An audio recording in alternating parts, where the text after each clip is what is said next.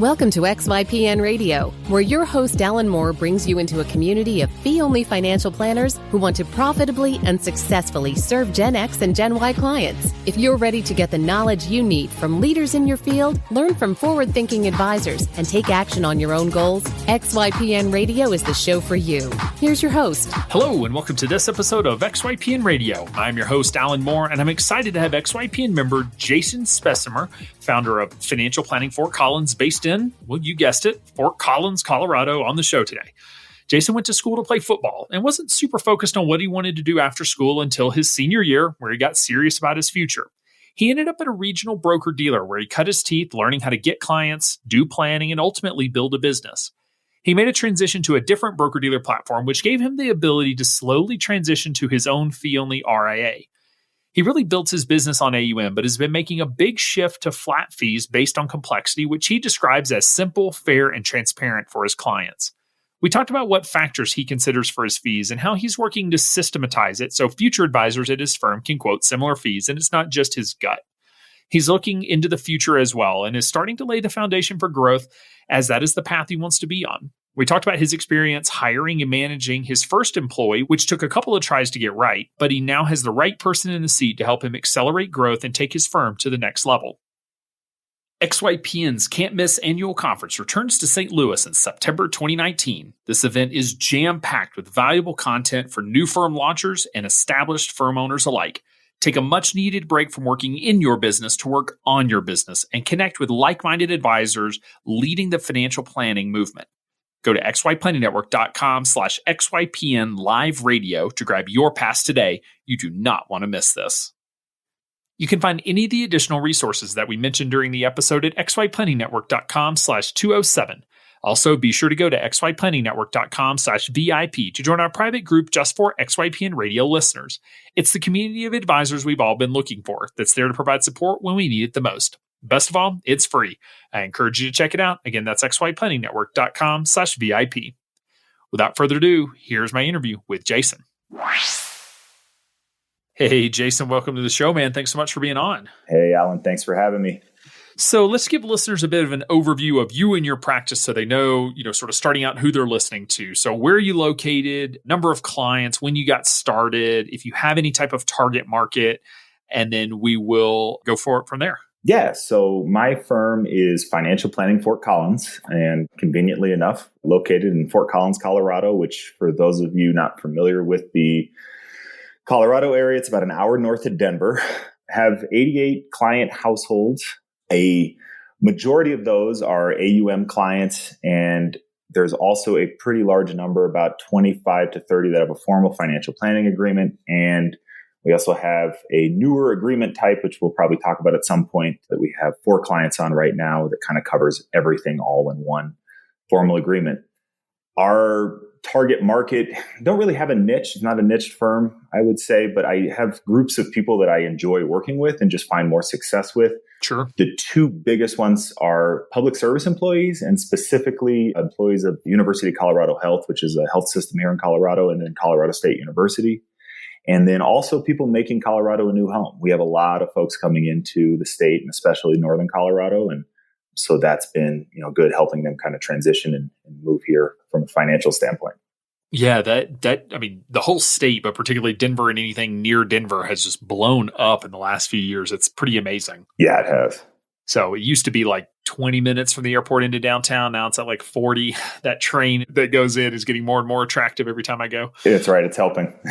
But it's awesome to see. Yeah. So Fort Collins Financial Planning. I am curious, how did you end up naming it Fort Collins? Like, was there a particular reason, or just, felt like that would pop up in search easier? So actually Financial Planning Fort Collins. So kind of flipped it over on its head. And so actually it's kind of an interesting story. I used to read a blogger here locally that she since stopped blogging, but she wrote these hyper-local and had a few different writers that she also had on her team, hyper-local blogs, so one was like Feasting Fort Collins, another one was Farming Fort Collins.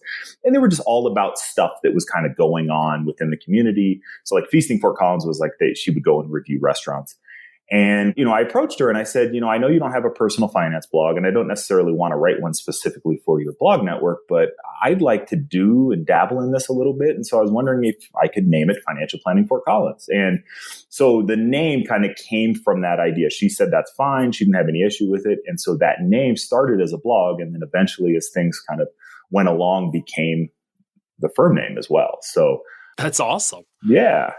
When did you start blogging? Was it before you started your firm or right around the same time? It was before. It was about 2012 is when I started using, Financial Planning Fort Collins, or when I started actually blogging. And I was at the time in the broker dealer space. And so it was a big challenge for sure to actually pull off a blog, because back then, it was still kind of uncharted territory for them and a lot of compliance hoops to jump through. And I did my best to follow along and kept it pretty consistent as far as content went, but it was something that I ended up kind of putting aside for a little while, about a year and a half, 2 years into it, and have recently picked it back up.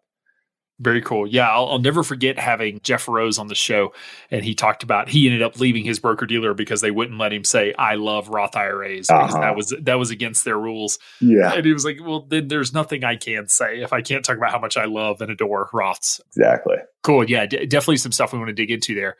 So tell me a bit of the backstory and how you got into financial planning. Was this sort of the planned career for you in college? It wasn't. I ended up in Colorado as a transplant myself. I was born and raised in Santa Monica, California, and actually came to Colorado State University on a football scholarship. And I knew that I wanted to get into business. So I entered the business college as what they call like an open degree or something like that, and hadn't really even decided what area I wanted to get into, and decided on finance, which of course, as you're familiar with, if you're business admin, it's, normally corporate finance, but we did have some investment and personal finance stuff in that program as well. So I spent, most of my, college time really focused on football. I, was in the classroom and certainly passing my classes and doing well, but it wasn't until my senior year that I really buckled down and kind of just, needed to figure out what I wanted to do with my life. Sure. Because, it wasn't going to be something where I was going to be in the NFL or play, beyond college. And so, talking with some people, I had one, I guess, career counselor at the business college that kind of helped guide me towards, well, check out this, this financial services industry. And so I did some interviews with, several financial services firms, all the big insurance companies and mutual fund families. And, at the time I had no idea what the difference between, financial planning and financial advisor and, fee only and commission and all that just didn't make sense to me. So I ended up signing up with a regional broker dealer in 2004. So the very first title on the first business card I ever got out of college said I was a financial planner. And at the same time, there wasn't a lot of financial advice training that I received from that. Most of the stuff when I signed up was kind of more based on sales training. It was kind of selling a financial plan to lead into selling, loaded mutual funds and insurance and, things that basically were, financial products. And so from there, one of the blessings that I had was there was no non-compete that I had to sign when I joined this firm. So pretty rare, I would say. Yeah, it was nice. And looking back on, obviously a blessing in disguise is like, hey, it's like not, this place maybe is not going to give you all the training in the world, but you can cut your teeth here and then move on without having to lose all your clients. So I continued along with that firm for about 3 years. And at the time, there was a group of folks from that same firm that had moved on into the independent broker-dealer channel. So for anyone that doesn't know, just basically firms that will let you kind of advertise your own business name, but you are still kind of under their broker-dealer umbrella. And they had moved into that channel, and I started asking them questions about what that looks like, and is it something that would be appealing? And so about 3 years into my career, I decided to jump ship and go that route, and kind of, I guess, struck out on my own, but still in that broker-dealer kind of hybrid broker-dealer investment advisor space. Yeah, kind of a nice way of bridging through the learning phase and then being able to sort of be on your own, but not totally alone and out there by yourself. I'm curious about something you said about the training, because, this is something that we pick on the broker-dealer world about, is that, they're just doing financial planning to sell a product. But do they ever actually say that? I mean, is that ever said of like, hey, you're going to do this plan so that you can sell a product? Or is it more just like, hey, we're going to teach you what planning is and do planning, but the only tools we're going to give you are these products. And so you just sort of have to use them. Like, is it more or less in your face on that kind of stuff? As I recall it, and keep in mind, I mean, this was 15 years ago, but I recall it saying like, here's the tool that we use to conduct this analysis, which will lead to, needing to propose these outcomes, or these products that will, solve these problems. And so it was really just kind of, I guess, what they refer to as a problem for every solution sort of scenario, where you wanted to create the need, right? You kind of wanted to build in the need for these products, and then of course offer them as the solution for the client. Yeah, I mean, nothing fixes a retirement scenario faster than an annuity, yeah. Especially on a Monte Carlo, right? It's like, oh, watch this go up. Do not pay attention to the man behind the curtain. But right. Okay, yeah, I've always wondered. I never came from. I never worked in that world, and so I've always wondered just how aggressive it really was. And I know every firm is different in the culture that they have. Sales goals and crazy parties and around those sales goals and all of those things. But I think a lot of folks end up in much more tame environments, but that still may have some conflicts that they're not interested in trying to mitigate. Sure. So you make the leap from, regional broker-dealer to this newer firm, and you were able to take some clients with you? Yeah, I took some clients with me and, did this in the summer of 2007. So timing wise, it was, just right at the edge of the cliff there, Can I ask you real quick, as a 22-year-old guy coming out of college, you're immediately put into a sales role. Like, where did you get clients? Because I'm assuming if you got to take them with you, the firm wasn't just like spoon feeding you business. Yeah, it was, I did everything from, just pounding the phone, literally just dialing for dollars, old fashioned style. I even at one point went door to door, and it's not, the firm I was with is not the firm that some people think of when they think of the door to door approach. But I mean, I just did everything I could to drum up as much business as I could find. And it was really, it was a hard lesson in persistence for sure. Just finding a client to work with. Yeah. What actually worked? I mean, what worked for you? Honestly, what ended up working at that point was just staying in front of people. It was picking up the phone and dialing. I mean, that frankly, it was just kind of the tail, the beginning, I should say, the do not call registry. And so there was certainly some hoops to jump through there, but that was it. Very early on, that's kind of what I started with. We did do a couple of, these seminars and trying to get in front of folks and, feed them a meal and talk about different financial planning tools or products. And that, brought a couple clients out, but primarily it was just a lot of the old fashioned, just kind of stay in front of someone until they become a client. It's awesome. Listeners have probably heard me say this before, but no better way to learn persistence than get told no, 1,000 times or more. Right. Which, is actually really beneficial, I think, whenever you're, in your business. Some of us can get spoiled by only talking to people who want to be talking to us, and that we don't have to, really go out hunting. But when you start a business, man, that it just is like, it's part of it that you've got to go out and find the business whatever way possible. Absolutely. So you started to find some traction, move over to this new firm, and how would you describe the differences between sort of the regional broker-dealer and then this new platform that you shifted to? So it was a lot more freedom, right? This is where I kind of spent a lot of time learning about myself as far as like, how did I want to position my business? How did I want to make my practice what it is? And, what did I want it to look like long term? And the one thing as I started to explore that I really started to notice is that I just kind of felt like something wasn't right. Like something was off as far as I had this ability to do lots of stuff, but I was, just lacking focus. Like I was, maybe I dabble in, an annuity here or, a fund here and maybe help a client do this, that, or the other. And it was really just kind of all over the place. And so for me, that freedom was a blessing, and then it allowed me to explore. And then at the same time, it was also a curse because it just kind of just spread me, pretty thin at that point.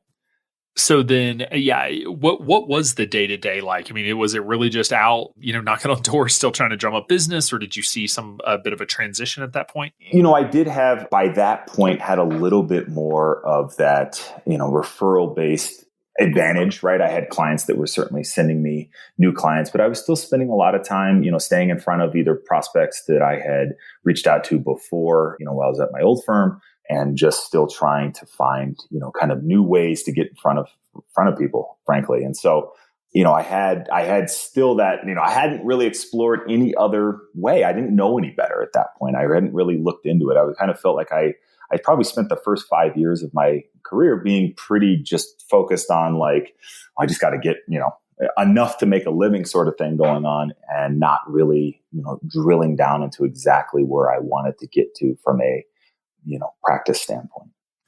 So at what point did you start studying for the CFP then? So I started and had fits and starts with it. I think I started in 2009. And I took the first course, and I did it all through the College for Financial Planning, took the first module as a self-study module, and don't even think I made it through it entirely. And about a year later, I realized, wait, I started this. I better actually work on finishing it. And so I got back with the College for Financial Planning, and I said, hey, I want to enroll in more of your webinar-based courses because I need to get this done. And so by the time, I kind of made that commitment to myself sometime, I believe it was like mid to late 2010, ended up going through the remainder of the education then and sat for the exam towards, I think it was the November 2011 exam is when I sat. Yeah, I'm pretty sure that was it. So I think it was one of the last pen and paper exams before they switched over to the Prometric ones. I know, man. The kids just don't know how hard we had it. 2 days, 10 hours. Oh, I know. Yeah. It's my true uphill, trek to school in the snow both ways. So, yeah, I also noticed in your bio that you have the enrolled agent designation. So was that around the same time? That was actually a little bit later. And a lot of people assume, because my firm is named Fort Collins Tax Service LLC. That's the legal name of my business. And so many people assume when they see that I was a tax person first that became, a financial planner or kind of got into financial planning. And it actually happened the other way around. It was a really kind of odd thing. But the enrolled agent designation I actually went after in 2014. I had been doing income tax for a few years prior to that. And that all started just as kind of a friends and family thing that grew into a business. So for me, that was like the second part, in the second phase, and something that I really enjoyed, from the standpoint of just where can I find something that kind of will always have a value within the financial planning process that is, impacts, I feel like, every decision that we make, on a money basis. What's the tax ramification of this? And so, yeah, so getting the enrolled agent was just kind of solidifying that, that role and that part of my practice. And that was in 2014. Okay. So, yeah, going back to, you transitioned to this other broker-dealer, you're rocking and rolling, and then sort of what was the next steps to ultimately launching your own firm? So about, and I want to say it was right around the time I had sat for and gotten the CFP, the broker-dealer I was at the time had gone through a pretty decent shakeup, and they had got bought by a private equity firm and were kind of back on the sales block. And so for the group of advisors that I office with, I spearheaded the due diligence to go out and look for new firms. Basically, we needed to figure out like what was going to happen. We wanted to control the process. And so, I noticed that one of the things that a lot of these broker dealers and hybrid broker dealers were talking about was kind of the support for this dual registration and this idea that you could have your own RIA and also affiliate with the broker dealer, and even broker dealer's RIA for certain things. And I just started to open my eyes to what the possibilities were as far as, how a firm can take shape. And so, stuck that knowledge away, went through the due diligence process. We selected a broker dealer, jumped on. And, one of the things that I noticed from this broker dealer that we joined that they had permitted was, clearing relationships. To this point, everything I had used was clearing with Pershing, which is one of the largest custodians out there. But also from what I understood at the time, and I think now, it's kind of difficult to work with if you're, just starting out as a small potatoes RIA. So I wanted to find something where, I could easily transition my clients. And one of the things that I noticed with this broker dealer is they allowed clearing relationships at TD Ameritrade, at Schwab, some of the other firms, so that I could start moving my clients over kind of proactively ahead of time while still being, affiliated with the hybrid broker dealer. I could start, moving clients to TD Ameritrade and kind of having the relationship there, in anticipation of kind of a longer term move. So it was about 2000 and I'm trying to think of exactly when. Oh gosh, it would have been about 2015 that I, noticed that I wasn't really using the broker dealer stuff, right? I wasn't selling commission products. I wasn't doing insurance sales, whether it was, variable or fixed. And I said at that point that, this is just kind of dead weight. I'm just carrying around these licenses that I'm not really using. It's creating a conflict of interest in my opinion, and I felt like my clients, in prospective clients might have seen that. And so I kind of started the ball rolling as far as like, let's start making this move towards the fee only route. And that was about the time I also found XYPN as well, which is about the time I think XYPN was getting started. It still blows my mind that the broker dealers have these sort of RIA support models, because in the end, it's just a step towards independence. In the end, it is making it available. And I appreciate that they do that it's not just, you've got to, turn the broker dealer off one day and go launch your own firm. But it is this sort of bridge. It seems like I don't see a lot of firms staying in that world, unless they're a little older school and just comfortable and they don't really have any incentive to make that shift.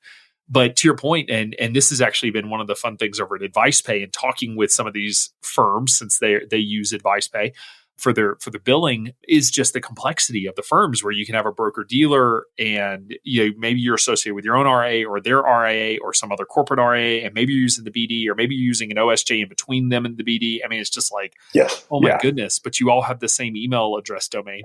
Like, I don't get it. Yeah. So obviously that world has gotten more complex as they have attempted to stay relevant and continue to iterate and that sort of thing. But how did the conversation go with your clients? As you've probably had some follow you to new broker dealer, and now they're following you to, you get just corporate RA, and then you launch your own RA, or maybe it's the same RA, but you transition away. Like, any interesting conversations with clients, or did they seem pretty understanding of the moves? For the most part, clients were understanding. Clients understood that the ultimate goal, and what I constantly communicated, was I'm trying to get to a place where I feel like I can serve my clients the best way possible.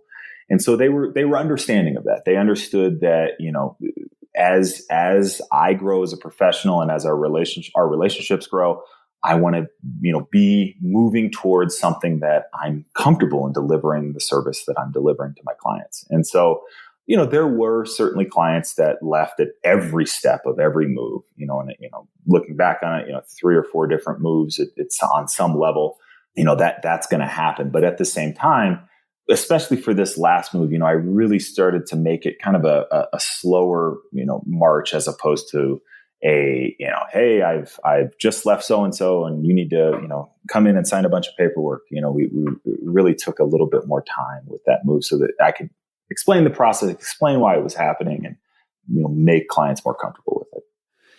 So were you able to be a little more patient because of the structure? Because help me understand the structure you were coming from, and then and just like why you could be patient. Because usually it's like, hey, got to get all the clients repapered in the next 3 days, or broker dealers going to start like calling all my clients and telling them I've, done something horribly wrong. So exactly. It was that ability to have the clearing relationship with the TD Ameritrade at that point. I had known that, or had kind of just thought about like where clients could or should be if I were to make that kind of hard cut over.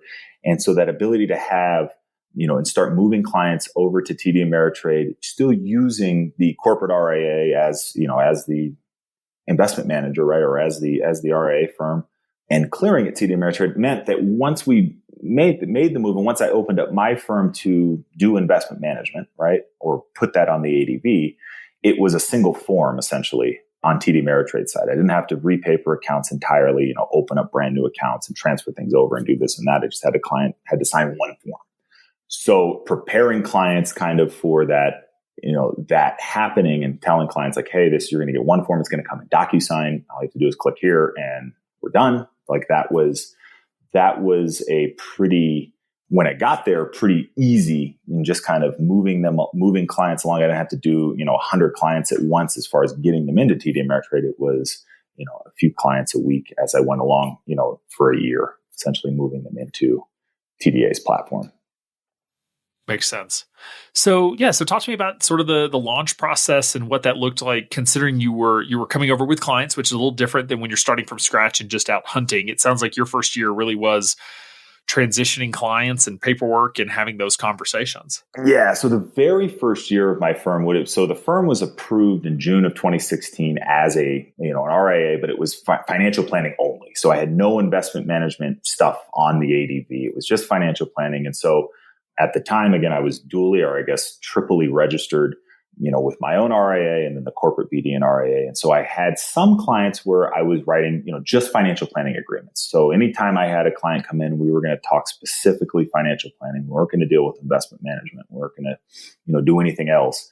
That would go through the RIA. And so that was about a year from June until, actually would have been a little longer than a year, until about October of 2017. And during that time, again, while I was, still an investment advisor representative with the corporate RIA, I was transitioning clients over to TD Ameritrade. In October, actually specifically on October 1st of 2017, I resigned from the broker-dealer space and the corporate broker-dealer and corporate RIA. I submitted for my approval at TD Ameritrade for my firm, because that's at the same time I also made the ADV update to include investment management. And because I had done a little bit of kind of pre-approval stuff with TD Ameritrade, it only took about 48 hours, if I remember right, to have the firm approved on the platform, because I had already gone through most of the heavy lifting there.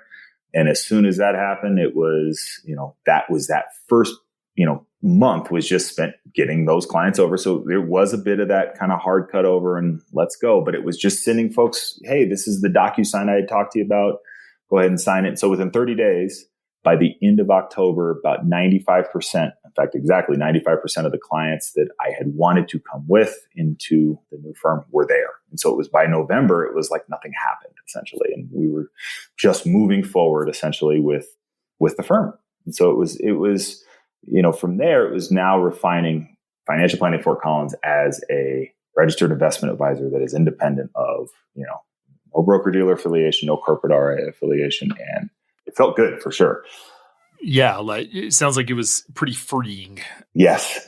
And so I guess on that note, how has your service model evolved from, along the process? Obviously, back in the day, you were just doing plans to sell a product, but, it sounds like there was sort of this slow evolution of the planning process. So particularly from your last, the last position where you had the broker-dealer affiliation to being fee-only independent, any changes or evolution in the service model that you've noticed? Really big, from my standpoint. I mean, a lot of it kind of came between my first stop in the financial services world, again, selling the plan to sell the product, to, all of that time in the independent broker-dealer space. A lot of it was AUM based. I mean, almost, I'd say 90% of everything I did was AUM. Launching the firm, I kind of stuck with that, right? For the first year plus, it was still AUM. I still had that, I had the financial planning service offering, but, at that point when I started out with the firm, my financial planning offering was essentially like, hey, we'll do a financial plan for $100 a month. Or, if you pay all up front, it'll be $1,000.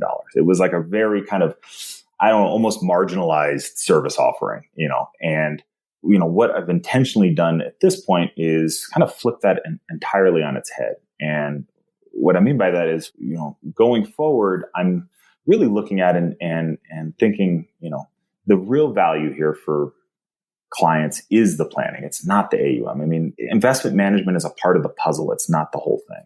And so it's marginalizing the value of the investment management and really focusing on the planning. And so that's where the service model has really just started to just be about planning with, hey, we have investment management and tax prep and that sort of thing is a part or a component of our planning process.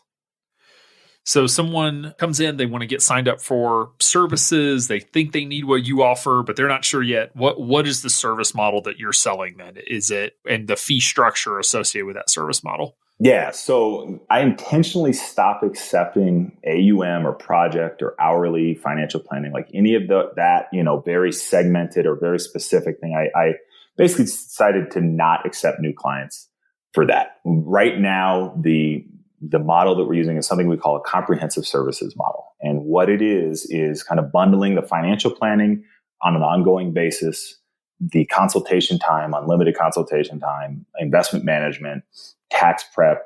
We also throw in a couple of value adds, provide a subscription for YNAB to help with budgeting, or you need a budget. We throw in a subscription to Everplan so you can get kind of all your safety deposit box in the cloud. And the fee is quoted as one simple transfer, we like to call simple, fair, and transparent flat fee. So it's not a percentage of AUM. It's not a percentage of net worth.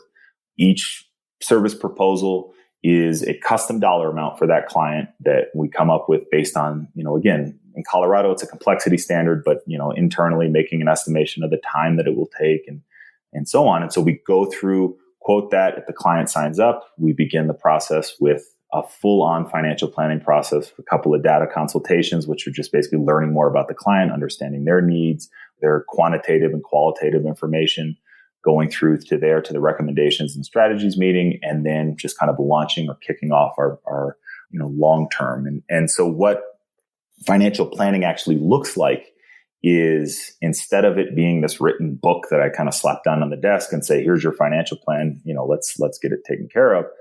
I use Right Capital. We keep, the plan kind of is this living, breathing analysis that the client has access to, that I have access to. And what the clients actually get is all implementation focus. It's the tasks. It's, we're doing this in a month. We're doing this in 3 months. We're doing this in a year. And we just consistently keep updating that as we review with clients and as we go through that process. So just out of curiosity, because it is complexity based, what do you find? Like, what's the super simple, the single client in their 20s and just doesn't have a ton going on versus, whatever, your most complex client? Like, what's the range, sort of low end to high end, on what you're charging?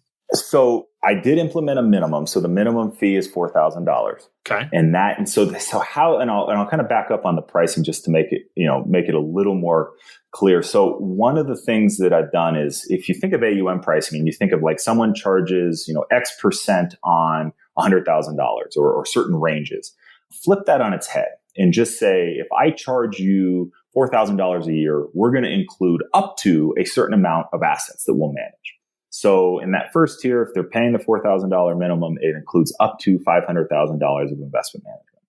And then those change from there. So at the next tier up, if it's $5,500, that would include up to a certain number of assets under management, and it grows from there. So it's not always going to hit everyone, right? I probably don't have and had dabbled in, and we can talk about this more, but dabbled in a kind of a low service, low touch model, and just wasn't getting a lot of traction with it. So where I found I deliver a lot of value is at that minimum, at that sort of level where we're really engaged in developing a full-on financial plan. We're really engaged in, several different areas, and going up from there, I've found is where I can actually deliver value to clients. So for them, for someone just starting out, but has the needs that would accommodate that, it would be a $4,000 per year engagement. They could pay monthly, quarterly, it can be debited from accounts because we are doing it as a part of, inclusive of investment management. And, thinking of just some of the proposals I've thrown out there for clients recently, because this did launch just at the beginning of this year. Our prospective clients, I think the most recent proposal was for $11,000. But if you put it on an AUM comparison basis, it was somewhere in the neighborhood of 70 basis points, I think, if you're just actually considering, what sort of investment management would be involved as well. So, okay. Can you share some of the complexity components that you're considering? And I know you said it sort of ties back to time, but what are the big drivers that you find really dictate and emphasize the amount of time that you're spending with a client? Because I feel like that's what most advisors are trying to do, is come up with a fee structure that matches the value they provide a client and the time they are spending with the client. Have you discovered any particular variables that are like, yes, this is one that really drives a difference in complexity and time that I'm spending versus others? I think part of it is what I'm familiar with. I think that's the first part, right? So when I say, like, someone comes in and they have issues that are, very specific to things like income tax situations, cash flow problems, or another example would be like their employer, right? If they worked at UC Health, as one example. Like these places for me are things that I'm a little bit more familiar with. So I actually would give in that situation from a complexity standpoint, they would get the benefit of the doubt, right? Like I've dealt with, and I've actually used this as a way to position, a plan for someone. I said, when I'm considering complexity for you, the fact that you work for this employer is actually helping as far as what I'm quoting, because I'm very familiar with this, right? But everything from income tax, considerations to just kind of their employment status, what kind of employee benefits they have, whether they own a business, whether they own real estate and have other illiquid investments and things and planning considerations to that end, where they clear, right? So one of the things is like from a custodian standpoint, like, yeah, we use TD Ameritrade for investment management, but if you want to use Vanguard, like that's fine. We can do that. It's going to add some complexity to the whole relationship because it's another custodian that we'll have to deal with.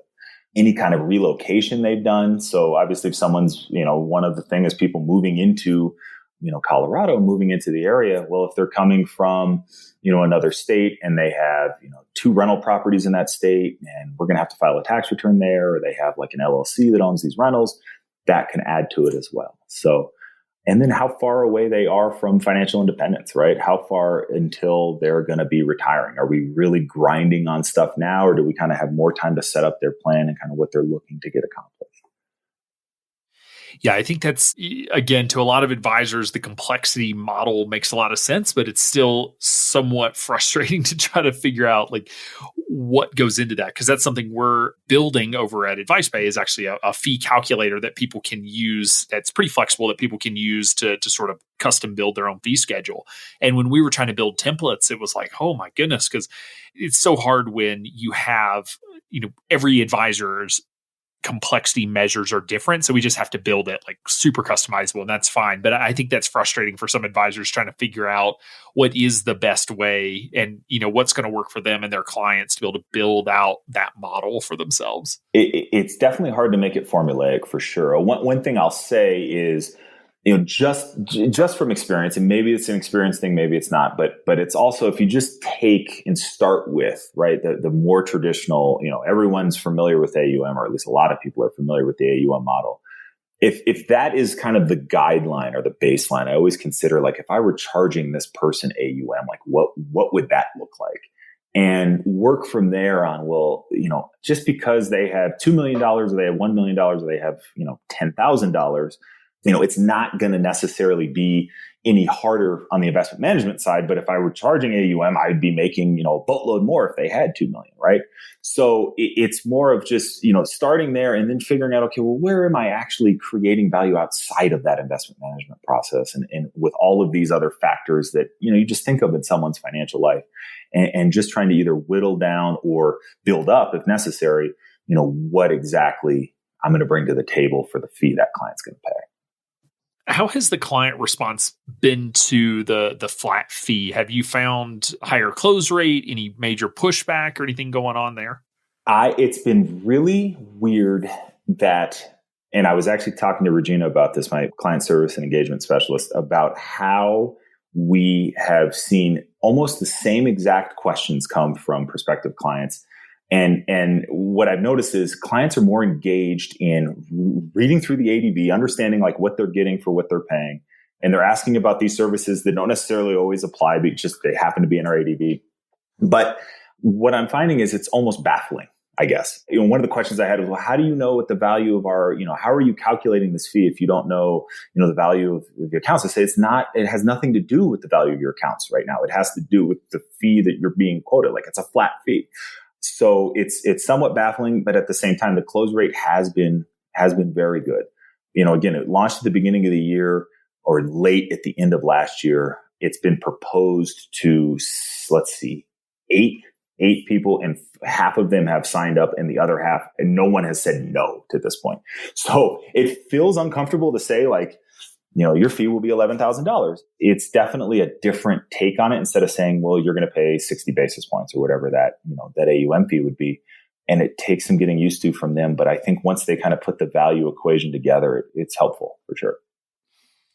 Yeah, it's almost one of those, like, we have beat each other up in the industry on fee schedule, and, well, my fee's better than their fee. And, that comes from, the anti-commission movement. And now we're in the fee for service world where now we're beating each other up on like, oh, well, they charge AUM or they charge, hourly, but I charge less, but I charge more. And in the end, I just find like clients don't really want to talk about it. I mean, in the end, it's easier if it just comes out of their investment accounts because they don't see it. They don't think about it.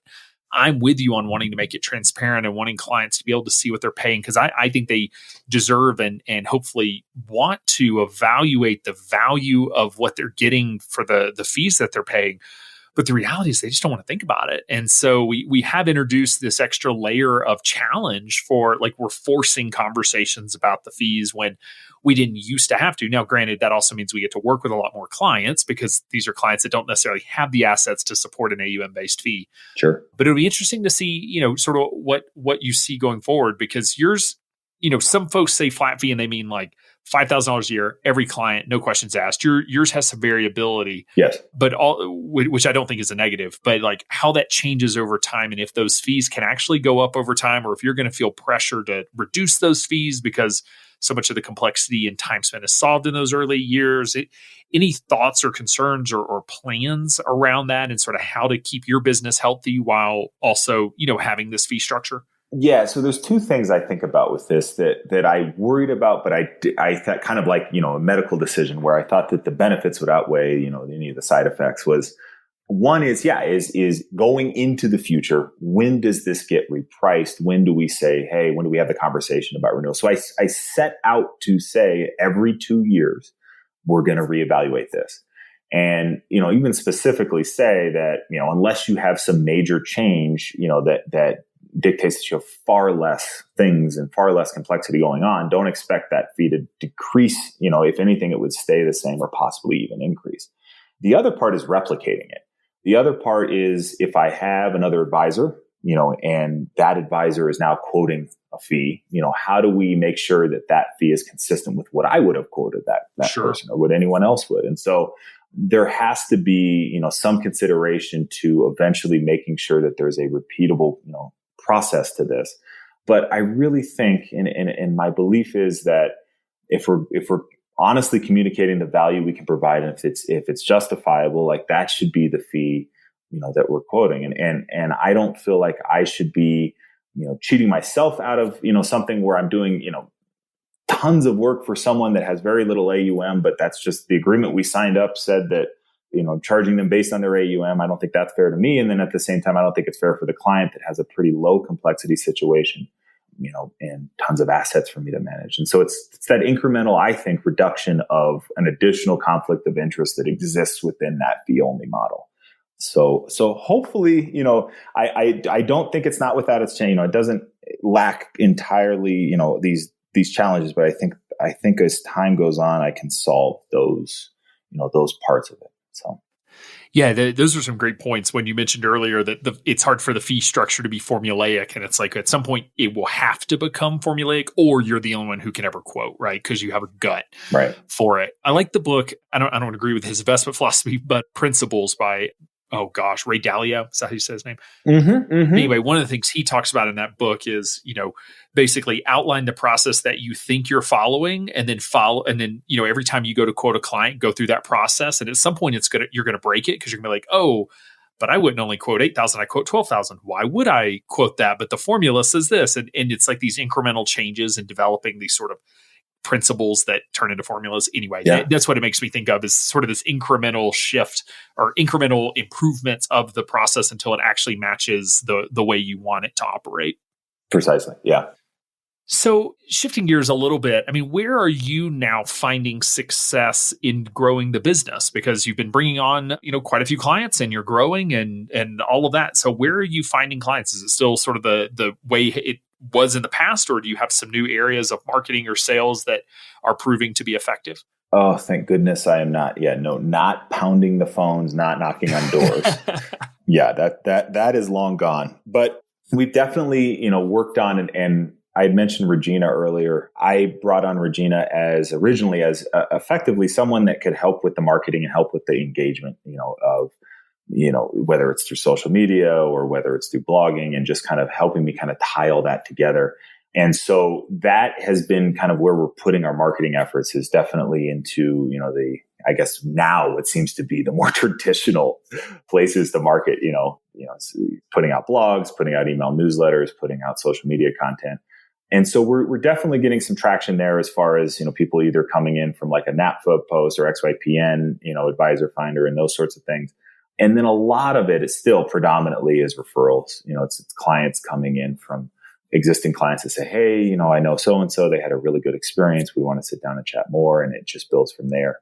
I do also have, some tax only. So still the tax firm is still kind of operating, as a part of the entire, business. And there is a group of what I call tax only clients. And so these are clients that come along and hey, I just need a tax return done. And during tax season, we still have the capacity to do those tax returns. And so, that's also a pretty warm market and place that I do some, I guess what you would call just do some old fashioned prospecting in as far as getting them on the, newsletter and getting content in front of them. So, yeah, I was going to ask you about that whether or not tax preparation, I didn't hear you mention that as being part of the comprehensive planning process. Is it now or? It is. Yeah, no, that definitely is one of the parts of it is tax preparation. And it's also available as a standalone, or at least it has been. Every single tax season I toy with, at least for the last two, toyed with, well, do I even want to take on any new tax only households? And I eventually relent and do that. And yeah, so that's still something that, at least for now is available to kind of anyone that wants a tax return or needs a tax return done. It probably will go away and just be for RIA clients, within the next tax season or two. Yeah, I mean, I hear a lot of advisors that, really benefit from doing taxes in terms of leading in for client conversion, into financial planning, being a financial planning client, because it does give you an opportunity to build that trust, build that rapport around something that clients have to do, which is their taxes every year or so. Have you found that some of those tax only clients have converted to financial planning clients, or do they, like, if they come in tax only, do they tend to stay tax only? 2 years ago, I would say almost none of them. I had this vision that would be this great warm market for my financial planning and investment management business. And I was doing a terrible job of fostering it. I wasn't doing anything for it. I would do the tax return. That would be it. I never kind of, reached back out to these folks until tax season came around. And we really made an intentional effort to start bringing that conversation in front of these clients and saying, hey, we do offer this as well. And yeah, that has started to work into clients that are starting to look at, comprehensive services agreements. And in fact, the most recent one that I mentioned actually had come from a tax only client relationship. So, okay. In fact, the last two. So, all right. So maybe it's just a longer, instead of it just, being, oh, let's do your taxes. And then 3 months later, it's okay, let's become a financial planning client. Like it just may have a 2 to 3 year sales cycle. Maybe, or, also part of it is, the effort I was putting into it, it's just thinking if I build it, they'll come, they'll start. And I realize that's not working. I need to actually try if I want to make this happen. If you build it, they will come. If only that was the case. Oh, I wish. So what are some of the bigger projects that you're working on, at this point? Because it sounds like you've got a really strong foundation from a business standpoint. You've now hired someone. What are some of the, I guess, bigger initiatives over the next 6, 12, 18 months that you have top of mind?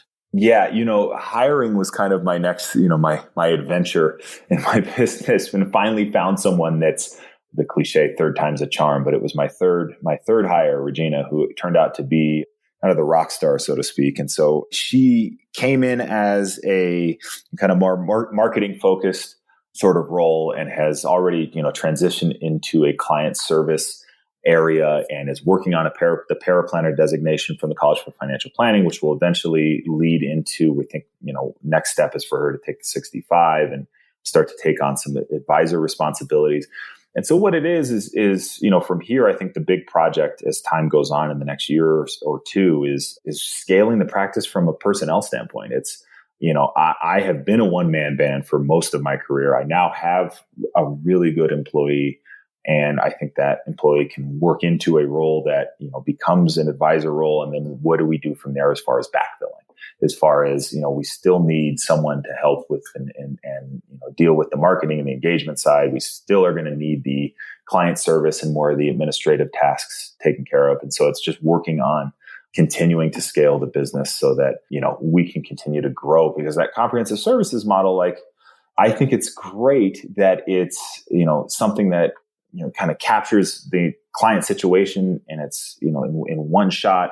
It's a simple, transparent fee for the client, all of these great things, but it's a very personalized service. It's going to take, having built out the personnel and the infrastructure to make it work at scale. So that's where we're working on now. It's the things that we're trying to get done now, is to grow that from a personnel standpoint.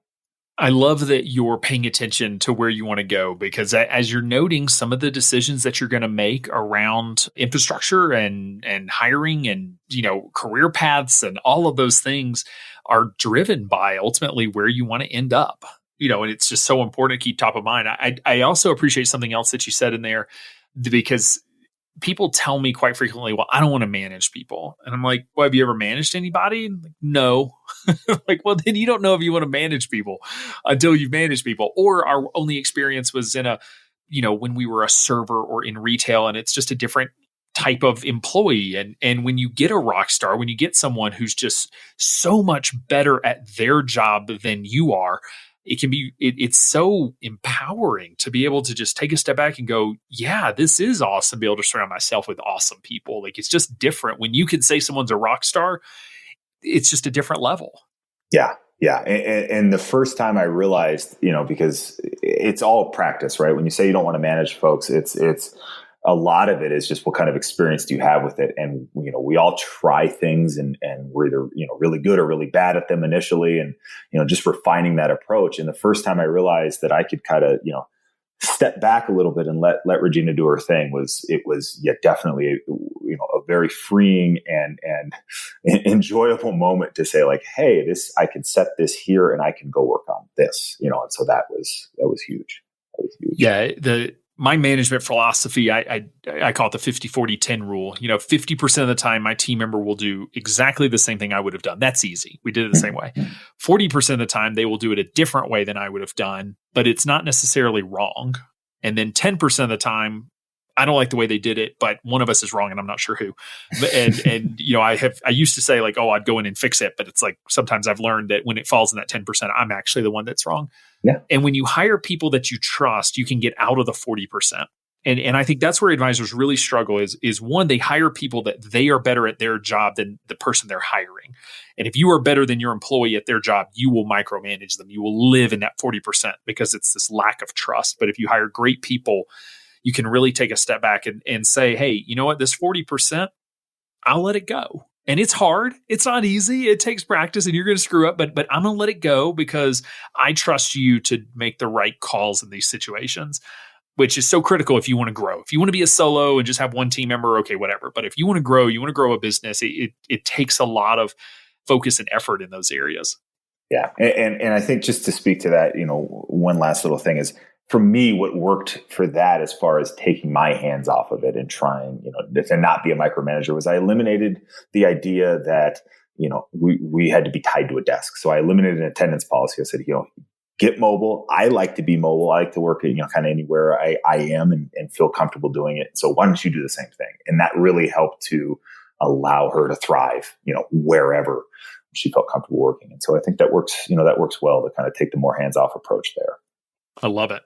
So yeah, if you look back over the last few years where you've been in business and you can go back as far as you want, really maybe even since you've just launched and gone independent, what would you say has probably been your greatest success and something that others might be able to replicate that are listening, and as well as your big failure that maybe folks listening could learn from and avoid that same mistake? Yeah, I think failure is easy.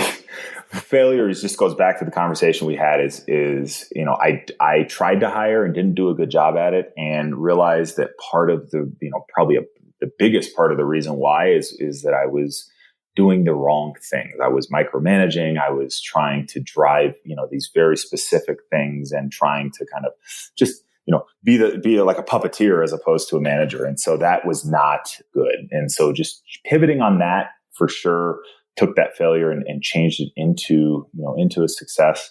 But, as far as like, it's so hard. It's so hard to get ahead of this. I feel like we've had some success with this new service model. And, of course I want to say like, well, I've just kind of solved everyone's problem as far as like how we quote fees and how we, engage with these client relationships. And, we talked about the major issues that I still have with that service model and the pricing structure. But I feel like, from my standpoint, it's, that part of it, that, delivering something that I felt super comfortable with, right. That felt just, genuine to how I wanted to run my practice and my process and engaging clients. And then just starting to bring, it's been new clients that have been coming on that way, but we're going to start transitioning current clients to this. And so it's the development of that. And whether, someone listening does the model exactly like that, or whether it's completely different, as long as it's, to their, the way they want to run their practice and it feels authentic and genuine, like that's a good, I think that would be a good success to draw on. So awesome. Well, as we're coming to a close, I'll ask you the final question. And that's just, if there's one thing, one piece of advice you wish you could go back and give your younger self, that one thing that you've learned, what do you think that one piece of advice would be?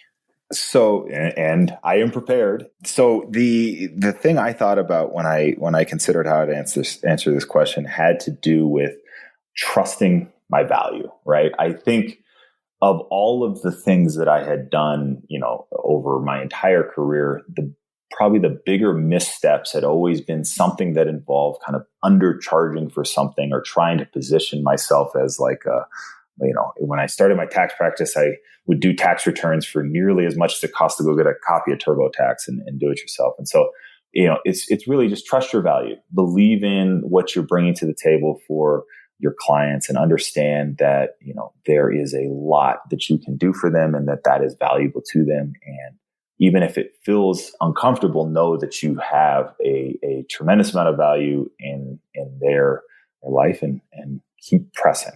Awesome, man. I love it. Thank you so much for coming on the show and sharing your path and your journey. And I know listeners will appreciate hearing about it and many of them will be able to see themselves in your path. So I appreciate you being willing to come on and share so much and taking the time. So thank you. Yep. Thanks, Alan. XYPN's Can't Miss annual conference returns to St. Louis in September 2019. This event is jam-packed with valuable content for new firm launchers and established firm owners alike. Take a much-needed break from working in your business to work on your business and connect with like-minded advisors leading the financial planning movement. Go to xyplanningnetwork.com/XYPN live radio to grab your pass today. You do not want to miss this. Be sure to join our VIP community at xyplanningnetwork.com/VIP to hang out with other XYPN radio listeners, ask questions for future mailbag episodes with myself and Kitsis, and to finally find a community of like-minded financial advisors. Thanks so much for joining me today. We'll see you next time. You're not alone, and you're not crazy. It's scary starting, building, and growing your own financial planning firm. And that's why we put together a free private community just for you, the Cutting Edge Financial Planner. Go to xyplanningnetwork.com/VIP or text XYPN Radio to 33344 and join a network of thousands ready to change the lives of Gen X and Gen Y clients.